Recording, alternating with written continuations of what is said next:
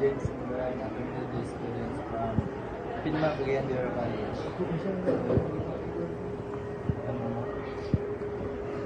I am conducting an interview for you, ma'am. And as a lady guard, how do you feel your work as a lady guard make you a hero to those you protect?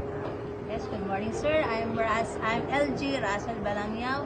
I'm already 6 years as a lady guard here in Unitap. Actually, as a hero, it's depend or because we are protecting the company, the people inside the company, according to our responsibility area. That's why maybe it's called a hero or it's okay.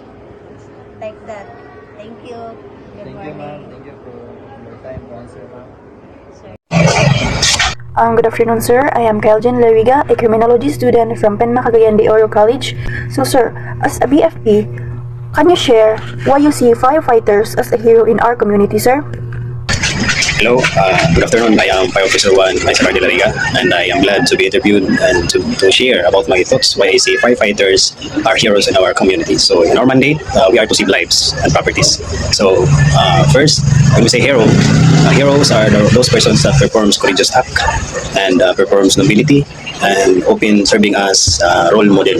So during the calamities, during the call of duty, like destructive fires, like the calamities that came, like storms or floodings.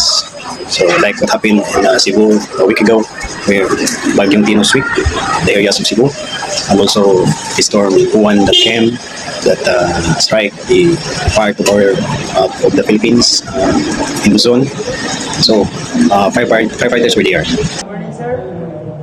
I'm Mr. Erwin, a criminology student from Pinma Cagayan de Oro College. I'm conducting interview for you, sir. Why do you consider yourself a hero as a teacher? As a teacher, I consider myself as a hero since I was teaching my student. I always teach the student.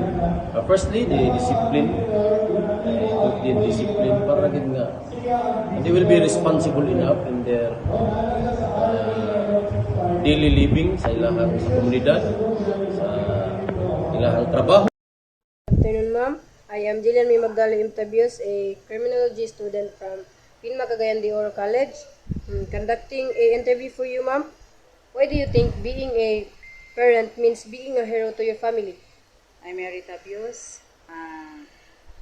I think being a hero, unang-una ang pagpadako sa mga bata dili lalim, ang pagpakaon dili lalim, kay bisan tod o maski kami gutomon para sa among mga anak unahon gid namo sila sa pagpakaon.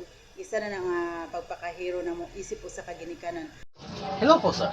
Ako po si LG Cardatahan, isang criminology student sa Cagayan de Oro College. Nandito po ako para mag-i-interview po sa inyo. Sir, Arwin po. Ano naka-inspire sa inyo na mag-join sa Philippine Army? Sir. Para sa akin, na-inspire ako na mag-join sa Philippine Army kasi namumuhay kasi kami sa kabundukan. Doon sa bundok, naranasan namin na maraming in-pain dumadaan-daan sa amin doon. Nahingi ng bigas, nahingi ng pira.